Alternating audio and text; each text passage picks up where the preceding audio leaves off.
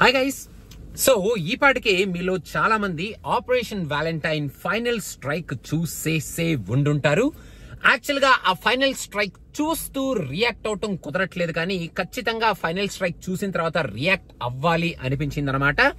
మన పుల్వామా అటాక్ ని మళ్ళీ ఇంకొకసారి మనకి చూపిస్తూ ఫైటర్ సినిమాలో మనం ఏదైతే చూసామో అదే కైండ్ ఆఫ్ మిషన్ కి ఇంకొక డిఫరెంట్ నేమ్ పెట్టుకొని మన ముందుకి ఈ సినిమా రాబోతుంది అన్న విషయం మనకి చాలా క్లియర్ కట్ గా ఈ ట్రైలర్ లో చూపించేశారు.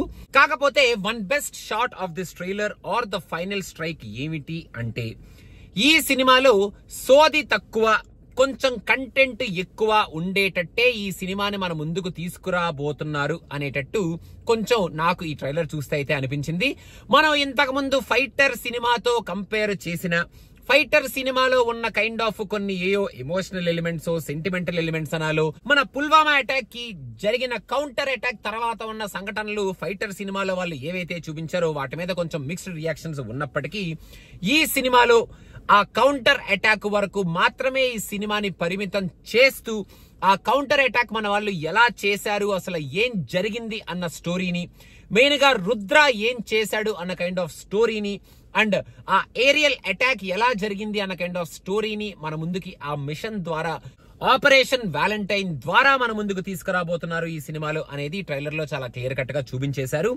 ఏరియల్ షాట్స్ ఏవైతే ఉన్నాయో ఆ షాట్స్ చూడడానికి గ్రాఫిక్స్ పరంగా, విఎఫ్ఎక్స్ పరంగా బానే ఉన్నాయి. కొన్ని షాట్స్, మెయిన్ గా ఆ జెట్ ఎప్పుడైతే మన వరుణ్ తేజ్ ముందు కూలిపోతుందో ఆ షాట్ అయితే స్టన్నింగ్ గా ఉంది. కొన్ని చోట్ల గ్రీన్ స్క్రీన్స్ కనిపిస్తున్నప్పటికీ ఆ ఏరియల్ షాట్స్ అయితే ఇంప్రెసివ్ గానే ఉన్నాయి. మరి ఏంట్రా బాబు ఎలా ఉంది ఏంట్రా నాయన అనేటట్టు కాకుండా, మనం ఫైటర్ మూవీ చూసినప్పుడు మనకి ఏదైతే అడ్రిలిన్ వచ్చిందో ఆ ఏరియల్ షాట్స్ కి ఈ సినిమాలో కూడా ఆబ్వియస్ గా ఆ ఏరియల్ షాట్స్ కి అడ్రిలిన్ మనకి వచ్చేటట్టే పిక్చరైజ్ చేయబోతున్నారు.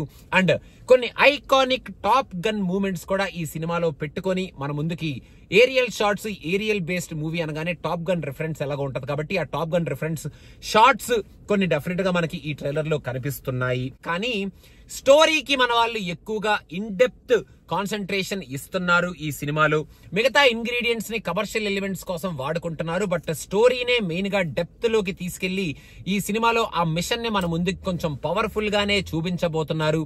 బిల్డప్ కొంచెం అంటే మన హీరోయిక్ బిల్డప్లు అలాంటివన్నీ కూడా మిషన్ కి తగిన బిల్డప్లే, మన ఎయిర్ ఫోర్స్, ఎయిర్ పైలట్స్ కి తగిలిన బిల్డప్లే లాగానే మన వాళ్ళు ఈ సినిమాని కొంచెం సిన్సియర్ గానే మన ముందుకు తీసుకురాబోతున్నారు అనేటట్టు నాకైతే ట్రైలర్ చూసినప్పుడు అనిపించింది.